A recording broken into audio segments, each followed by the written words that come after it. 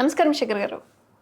Sir, Jani master గారి case cancel అయింది, కొట్టివేశారని వింటున్నాము. ఏంటిది ఆ కేసు ఏంటిది? కొంపదీసి జానీ మాస్టర్ అభిమానులందరికీ గుడ్ న్యూస్. జానీ మాస్టర్ మీద ఉన్న కేసు కొట్టేశారు.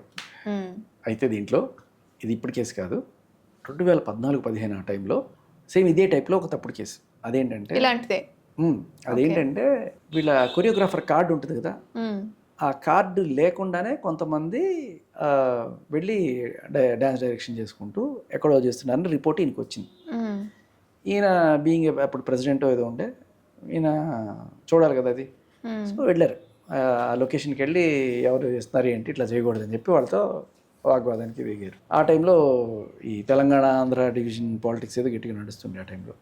అది జస్ట్ మరి రాకముందా వచ్చిన తర్వాత తెలియదు.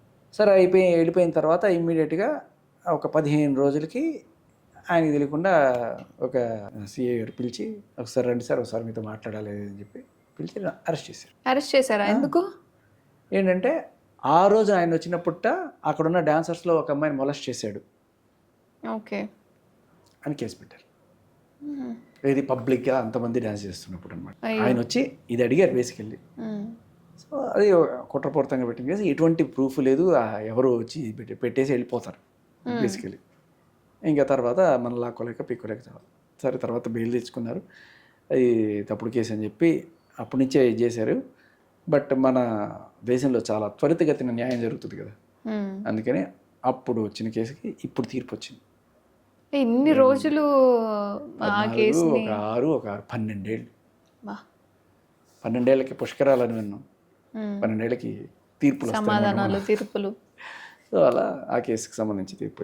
ఇప్పుడు ఇన్ని రోజులు మనం ఆ బరువుని, ఆ నెగిటివ్ ఎలిగేషన్స్ అన్నింటినీ బేర్ చేయాలి. సొసైటీ ఇంకేంటంటే తెలిసింది ఆవగింజ అయితే దాన్ని చెప్పేది ఇంకా 10 ఎక్కువ చేసి చెప్తూ ఉంటారు. బట్ కంప్లీట్ తీర్పు మనకి అంటే తీర్పు కాపీ బయటకు రావడానికి మనకి కొన్ని రోజులు పడుతుంది. వచ్చాక ఇప్పుడు ఎట్లాగో వెకేషన్ బెంచ్ ఏదో వెకేషన్ నడుస్తుంది, కోర్టులకు సెలవులు ఉన్నాయి. రాగానే మాకు కంప్లీట్ తీర్పు తీసుకొచ్చి మేము ముందు పెడతాం. ఇప్పుడు స్ట్రెస్ ఇది కావచ్చు, ఆవిడ ఎప్పుడో అయితే ఇప్పుడు వచ్చి ఎలిగేషన్ చేయడము, ఆ టైంలో జనసేన పార్టీ నుంచి తీయడం కావచ్చు, డాన్స్ అసోసియేషన్ కోర్టులు తీర్పులే లేట్గా ఇస్తా అనుకుంటే కంప్లైంట్లు కూడా 6 ఏళ్ల తర్వాత పెడితే ఏం చేయాలమ్మా? ఇదంతా ఒక చిటికలో సెకండ్స్లో మొత్తం అన్ని జారిపోతూ ఉన్నాయి. ఇలాంటి ఎలిగేషన్ చేసే వారిని ఏం చేయాలంటారు అసలు? నిజంగా ఇప్పుడు తప్పుడు కేసులు పెడితే వీళ్ళకి శిక్షలు ఉంటాయనే భయం ఖచ్చితంగా రావాలి. అది లేనప్పుడు ఇష్టం వచ్చినట్టు కేసులు పెట్టుకోవడం, అవతల వాళ్ళని ఇబ్బంది పెట్టడం, తర్వాత వాడు బతికి జీవడాన్ని వస్తే వెళ్ళిపోవడం. అలా కాదు, తప్పు కేసు పెట్టారు అంటే వాళ్ళకి కూడా శిక్షలు పడతాయి అనేది రావాలి. కాకపోతే ఇక్కడ చట్టం చేయకపోయినా సమాజం అయితే గట్టిగా తీర్పులిస్తుంది. ఇప్పుడు ఇట్లా తప్పుడు కేసు పెట్టింది ఒక అమ్మాయి అని చెప్పి జనాలు నమ్మితే చాలు, ఆవిడకి రేపు ఎక్కడైనా ఎవడన్నా ఉద్యోగం ఇవ్వాలన్నా, ఒక ఆపర్చునిటీ ఇవ్వాలన్నా, అమ్మో రేపు మన మీద కేసు పెడుతుందేమో ఏం చేయకుండానే అనే భయం ఉంటుంది కదా. సో ఎవడిస్తారు, ఎవరు రిస్క్ తీసుకుంటాడు? నువ్వు బతుకు, నువ్వు హ్యాపీగా ఒకదాని ధైర్యంగా హ్యాపీగా మమ్మల్ని వదిలేసి నువ్వు సొంతంగా నువ్వే సినిమాలు తీసుకొని నువ్వే డ్యాన్స్లు చేసుకో, మమ్మల్ని వదిలేసి. శ్రేష్ఠ పరిస్థితి అదేనంటారా? అంటే ఆవిడ గురించి అని చెప్పట్లేదు, బట్ బేసికల్లీ ఇలా తప్పుడు కేసులు పెట్టేవాళ్ళు ఎవరన్నా సరే ఆఖరికి ఇలాగే తేలుతారు.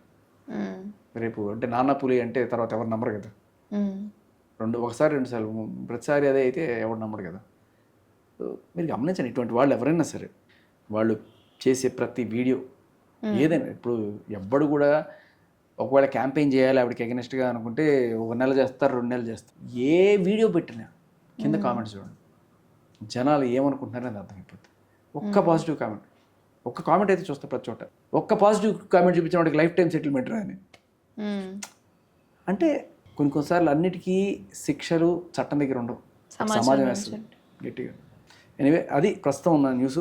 జానీ మాస్టర్ గారి కేసు కొట్టేయబడింది.